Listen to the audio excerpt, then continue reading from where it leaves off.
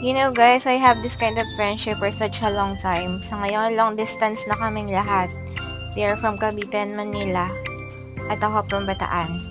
But we lived before from childhood sa PNK. This is Lorely Lopez. Shoutout sa iyo friend, happy birthday! Chat ka na lang ha, ipluluwas ako, miss ko na kayo dyan. Kung itatanong niyo kung anong ambag ko sa barkada, even before I was the one bullied to organizement of every event and activities in the church. Papatalikod man akong sinisiraan ng iba. God knows. Ayoko nag-explain through social media kasi famous sila. Ako ang kakampi ko ang ama. And thank you for the hearts teammates kasi alam ko, you keep staying with my side with prayers. Mas masarap gumawa ng pera kaysa gumawa ng kwento eh. Again, ingat kayo dyan.